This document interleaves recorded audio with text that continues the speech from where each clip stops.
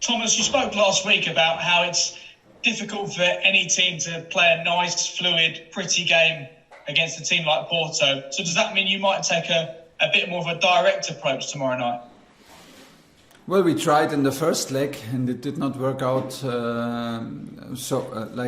Did not always work out during this match. I think you have to accept against Porto that it's a little bit of a up and down.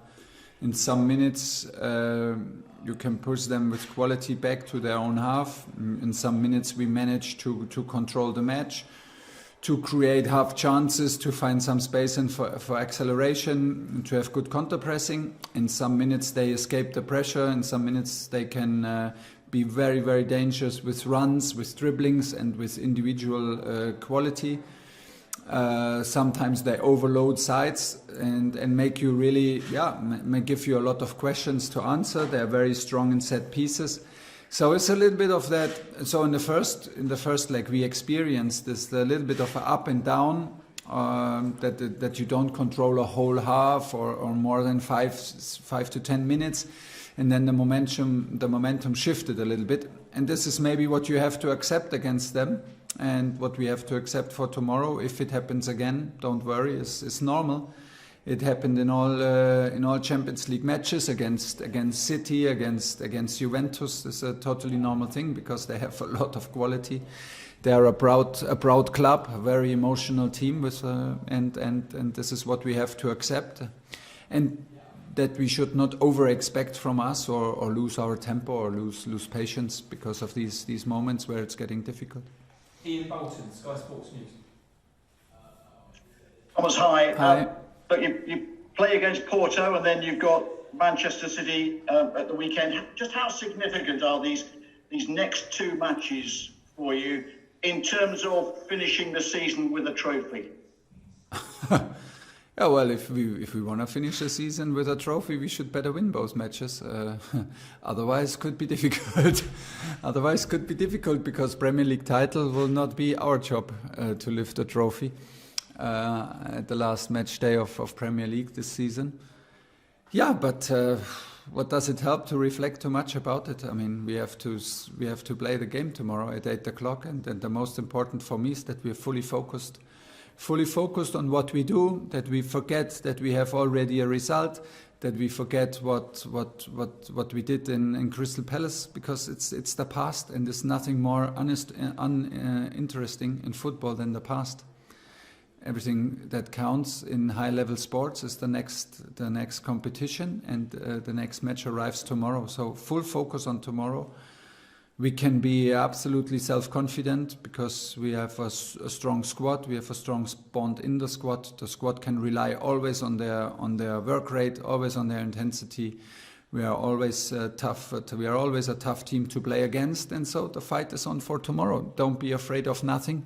Take the chances which are there, and that means we play in 3 competitions, and hopefully at the end of the week, we are still in there in 3 competitions. Tomorrow is no trophy to win. Saturday is no trophy to win. But of course,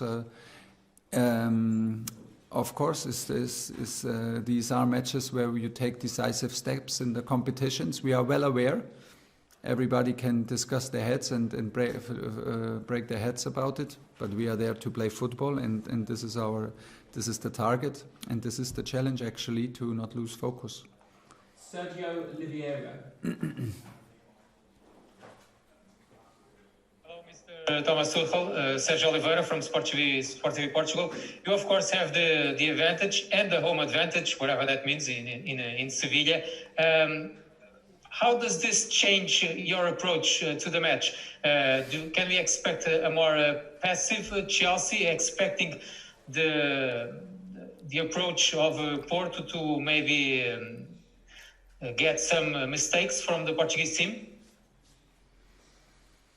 We don't approach games like this to talk about the result we have and then change the approach to our game. I think for us it's important that we, in the end, get fully focused on us and play the best game possible again, because this increases all the chances to have a result. I think in terms of adapting to the result, is easier for Porto because they know very, very well what they need to do. They need to score 3 goals if they want to go through. So for them, it's absolutely clear. For us, if we start in this, we could absolutely lose our head, because what does it mean? That is enough to lose 1-0, is good to have a draw, is better to have a 1-0 for us. Why should we enter in this thinking? This is the challenge, to not lose your head about this. Just go out and do good training today.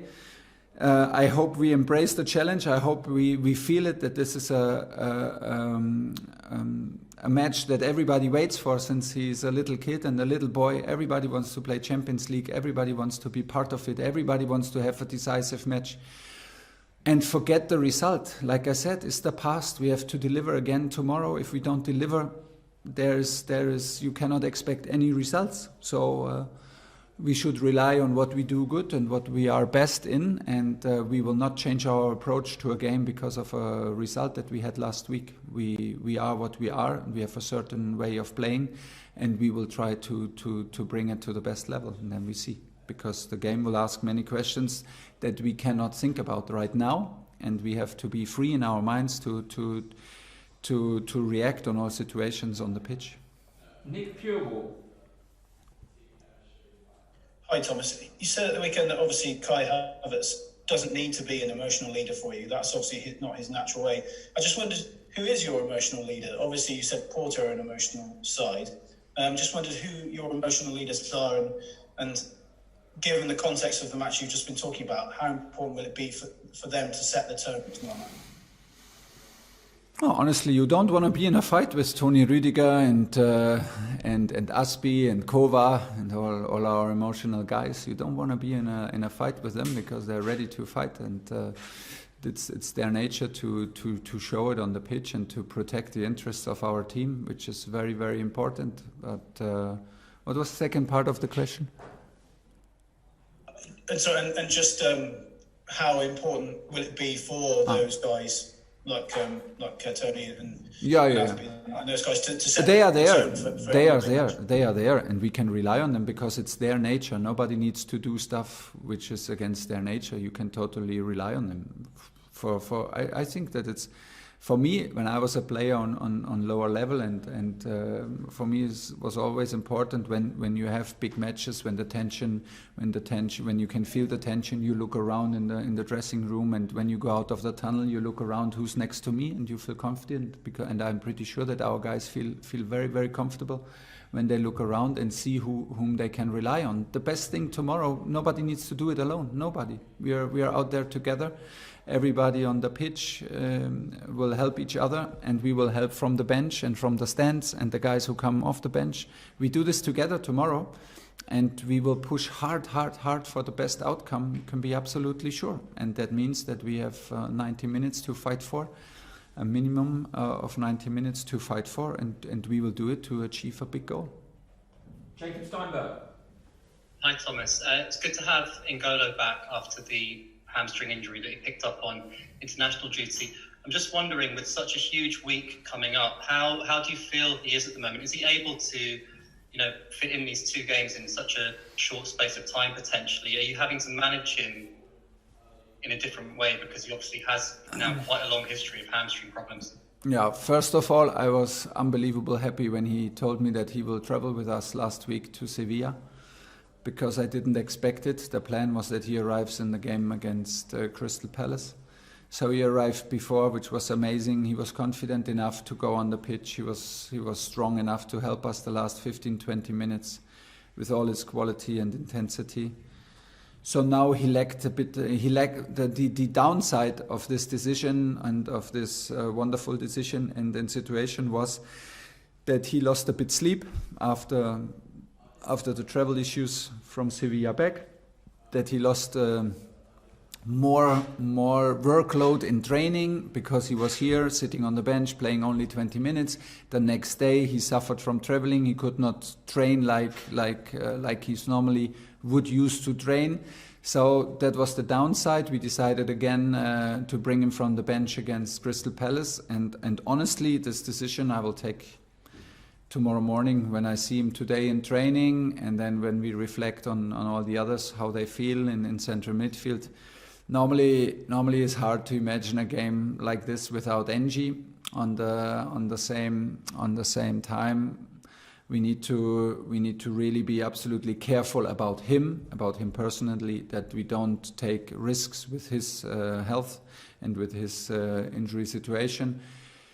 So the question maybe for tomorrow is, do we want him to start, or do we absolutely want him to finish the game for us? Because there's also a possibility of 120 minutes.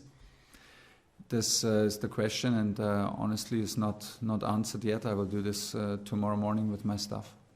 Last question, James Robson. Hi, Thomas. Yeah, hi. When you arrived and you took over, you were very honest. You didn't hide from the fact that there was pressure on you to win trophies straight away at Chelsea, despite the position they were in. I wonder if, given your record in this competition, given the two-legged nature of it as well, did you see the Champions League as maybe your best chance of a trophy in this first season? No, but we have FA Cup also. We are in semi-final. Once you are in second leg in a quarter-final in Champions League, you will not find any team who does not have the goal to arrive in semi-final and from there in final. You will simply not find it. They are all competitors, and we are in semi-final of the FA Cup. That means we play to arrive in the final, and if we arrive, we will play to win it. Like you said, I was very clear because there is nothing to hide.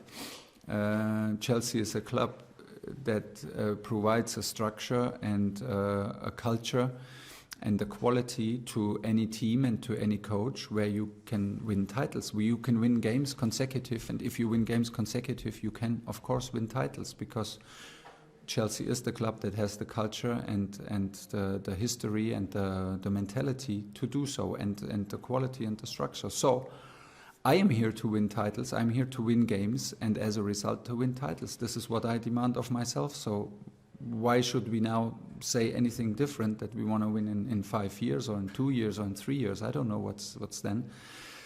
Now is the time. But honestly, we can talk on now for hours and hours, and we can admit it. But tomorrow is a game to play, and there is no tougher match than the next game. And there is no other obstacle than to overcome than Porto tomorrow. And we should not get lost in dreams and hopes and speeches and whatever.